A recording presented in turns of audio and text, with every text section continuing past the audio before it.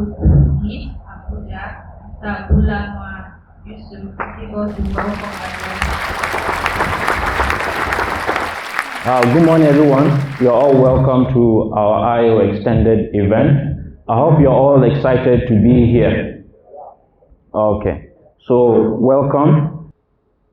Okay, so I'm going to touch on 3 ideas, and the whole thing is just to get you thinking in line with your career. How many of you here are entry-level or junior developers? Please put your hands up.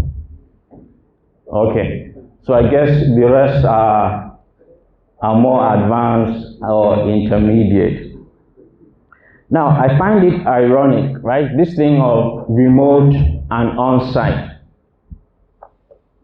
Developers want to work remotely, but then they want events like this to be in person, right? So that's quite ironic. And the thing that would advance your career the most is the work you do, right? And that's what you want to be remote, and then the things that are just there for probably networking and other stuff, you want that to be in person. Now, why am I bringing this up? I want you to take note that the idea of working remotely or not may or may not work for everyone, right? Don't follow the crowd. Especially the junior developers. In my experience, you benefit more in your career as a junior developer if you are in person aware of where you work, right? If you collaborate in person. So don't feel excluded, don't feel bad if all your peers are working remotely and then you're forcing yourself to work remotely. When deep inside you know that if you are there in person, you get the most benefit, right? So it's your career, you need to take it seriously, be strategic about it. Your entry years give you that foundation. After a while, you realize that everything is just a repetition, right?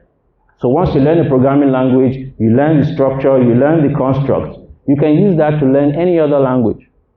But when you work remotely, and you will know best, it slows you down. So all I'm saying is, think for yourself, solve for X, and decide what works best for you. Now, the next idea I want to talk about is developers stop learning. Enough of the learning.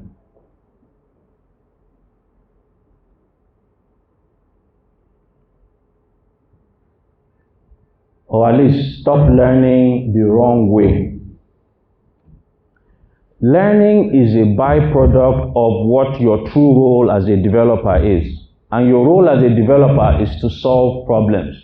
Learning is a byproduct, right? It's a means to an end. Learning is not the objective itself.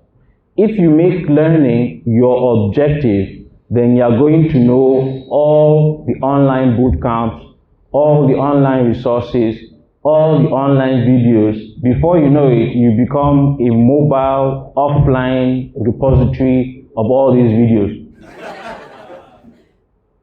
and resources. And then the moment they say, okay, come, we need to build something, then you now start shouting imposter syndrome and so on.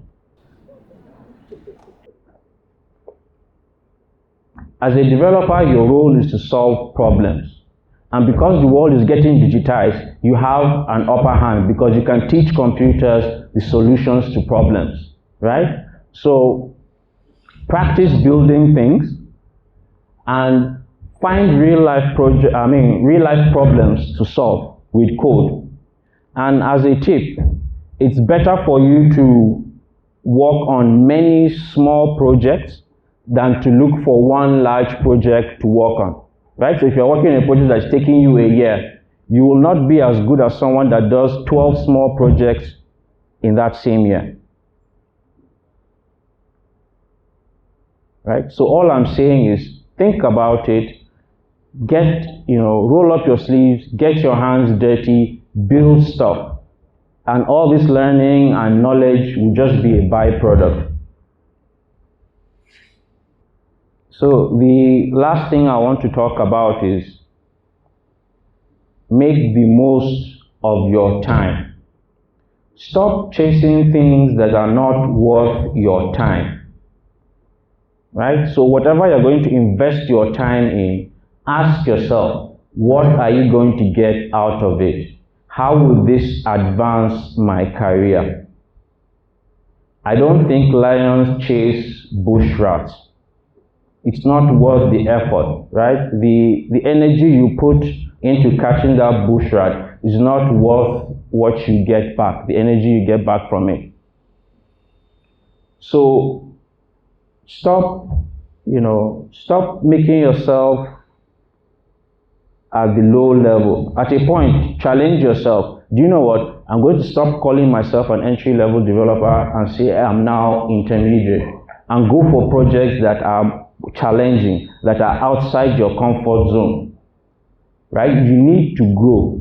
You can't stay in one place. So this is meant to help you, think about it and take the right decisions. The last thing I want to talk about, which is not part of my slides, is avoid distractions. I pity young developers these days because you have too many distractions.